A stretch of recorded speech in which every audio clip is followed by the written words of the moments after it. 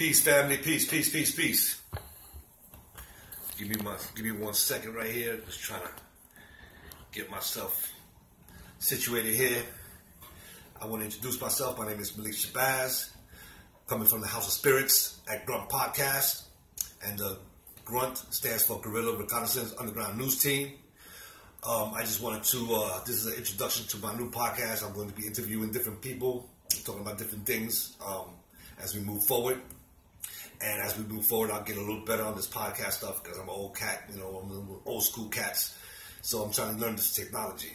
But I've been watching these podcasts for a minute now. I've been watching different podcasts like The Convo Couch, The Gray Zone, The Real News Network, Going Underground, The Jimmy Dore Show, Burn It Down with Kim Brown, Redacted Tonight, Boyce Watkins, Tim Black Show, Bad Faith, Empire Files, Anticonquista, and several others. And I'm glad to see that a lot of people have come to the point where, excuse me, they can't really trust the media, the mainstream media anymore, because, and rightly so, because it's not news, it's nothing but a propaganda. Propaganda spread to spread lies and misinformation. So I wanted to jump on this podcast train to give my perspective and a point of view that a lot of people are not really talking about. And one of the things is that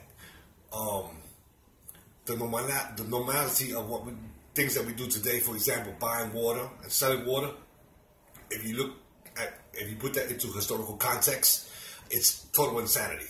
Total insanity. So I wanted to bring some of these points out and get into some discussion about them. And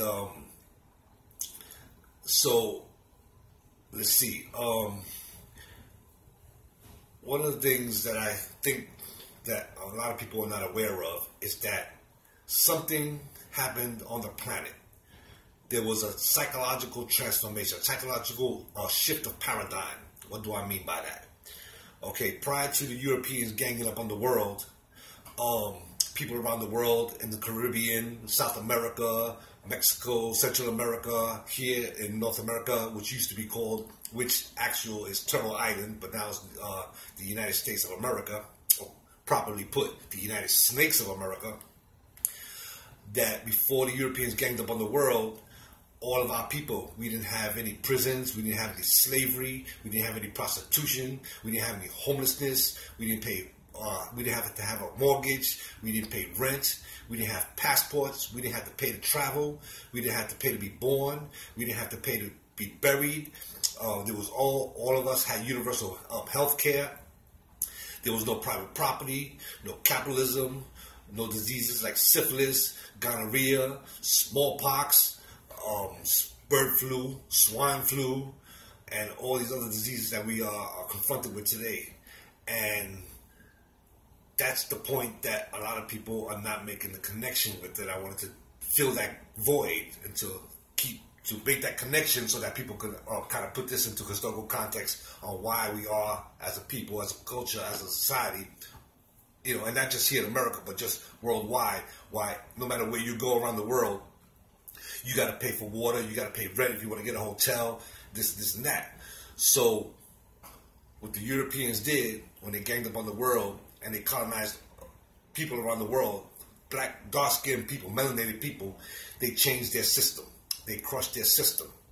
And they imposed the European way of looking at the world, which is diametrically opposed to everybody else on the planet. When the Tainos and the Aztecs and the Incas and the Mayas and the Africans and the Polynesians, when all these people around the world were doing their thing, people in Europe had to pay rent. The peasants had to pay rent. The church controlled the land. If you didn't have money, you would starve. Sometimes you would have to prostitute your daughters, or maybe even the wives had to prostitute themselves just to get some money to feed their children. If they didn't abide by the rules of the government or the church, they will be killed or and tortured. But so that's pretty much like in a nutshell. And I know a little bit all over the place, and I'm going to try to get my focus a little bit more. But what I'm trying to say is that for hundreds of thousands of years, human beings around the planet, with the exception of Europeans, we all had a particular metaphysics. It didn't matter what culture we were. We were Aztecs, Inca, Maya, Taino, Cheyenne, Apache, Navajo, from Africa, different parts of the continent of Africa. We didn't have, we all, even though we had different cultures and different languages and different mores and different customs, all of us had one thing in common, and that was that we all shared the same metaphysics. We looked at the world totally different. We were all custodians of Mother Earth. We took care of Mother Earth. We never took more than what we needed. We didn't poison our lakes. We didn't poison our oceans. We didn't create landfills and pollution. And so, but when again, like I said, when the Europeans came, they basically changed all that. And that's why we have what we have today. And I believe, and I know that if we were to be able to create another paradigm shift back to the original paradigm shift that the majority of people on the planet live, we can have a better world. It's a task of immense proportion. It's going to take a lot of work, a lot of struggle, a lot of organizing. But I believe that once we get there, we can create a world where there's no poverty, people are not living in the streets. And today, actually, if you look at today, there's some examples. Like, for example, we take Cuba. In Cuba, by law, evictions are illegal. There are no evictions in Cuba. That means that there's no homelessness in Cuba. Everybody in Cuba has universal health care and free education.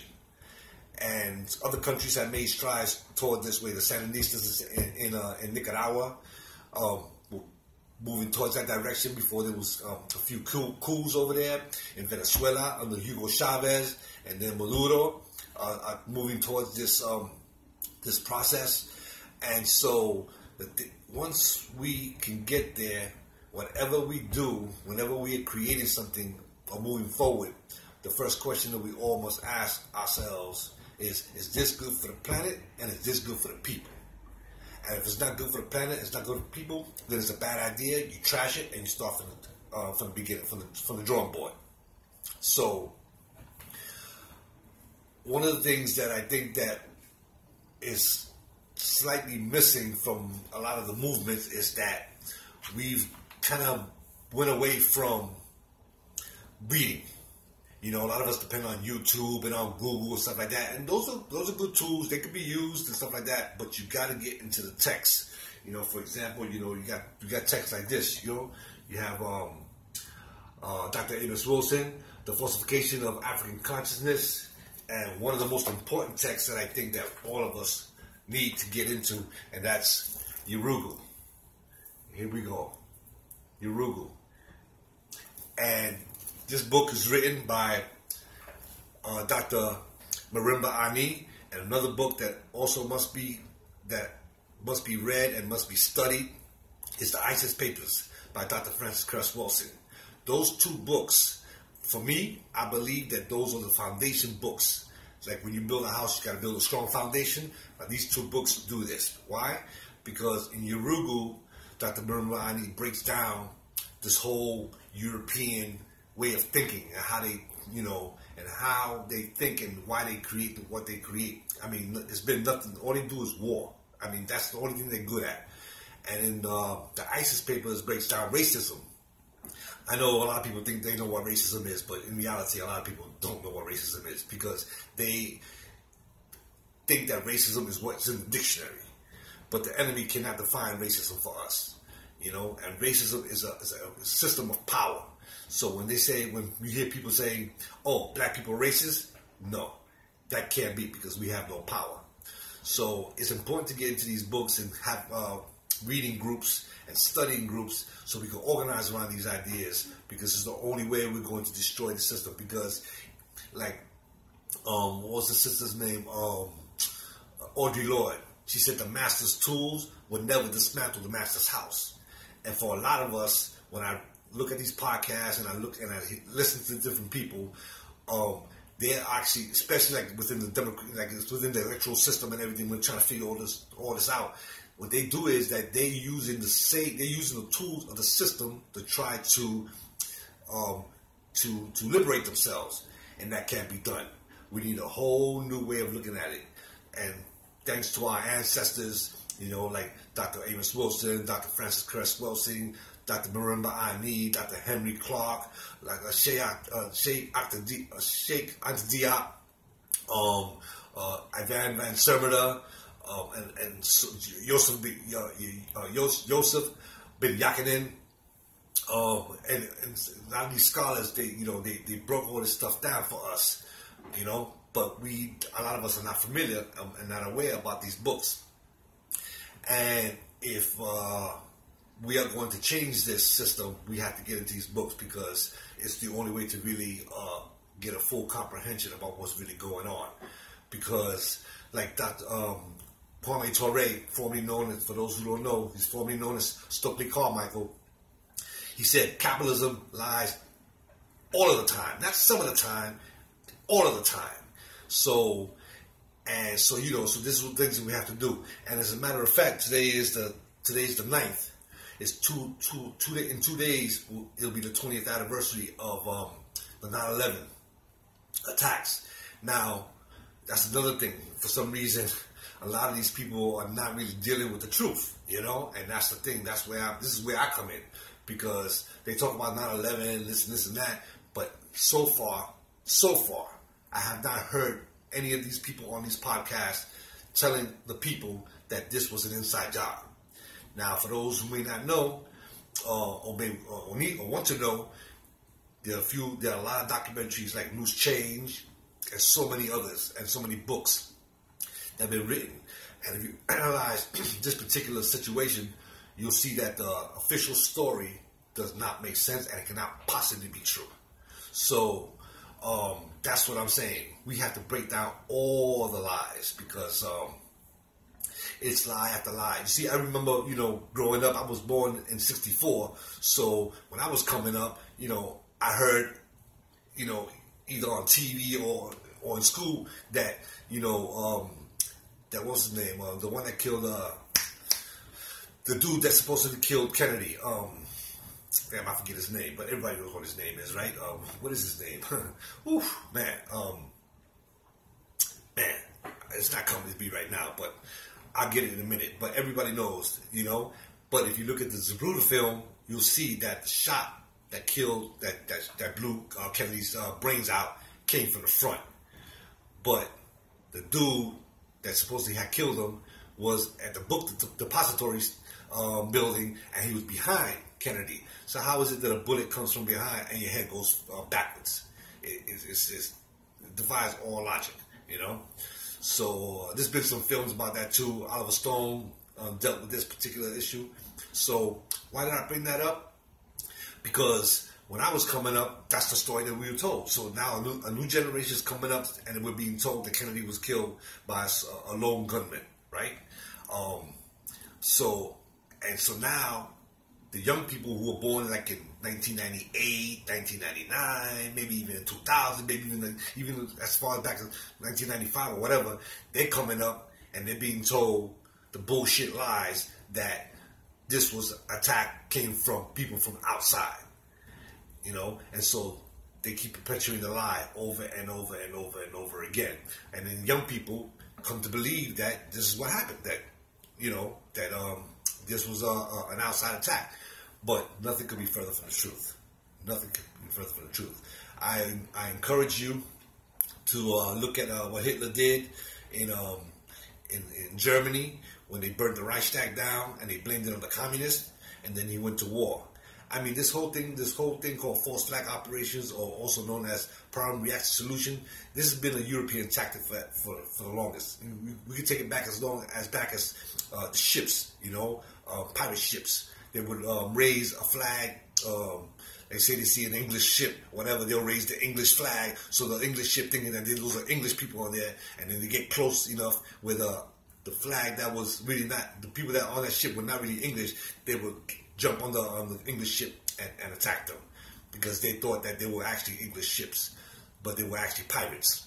So this whole thing, you know, kill somebody and then blame it on your enemy so you can move your agenda forward.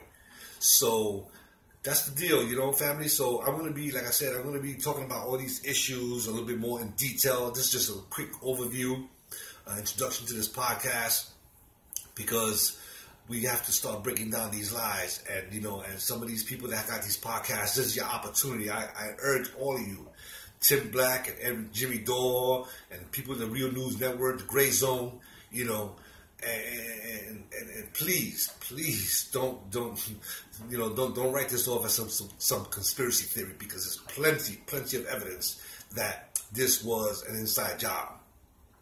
So I would urge these podcast people to start telling people these truths, because if it wasn't for 9/11, like, America wouldn't be in Afghanistan or in Iraq. You know, now they're in Somalia and in Yemen and in Syria, and all they're doing is, you know, just killing, you know. And we can't forget about Palestine, you know.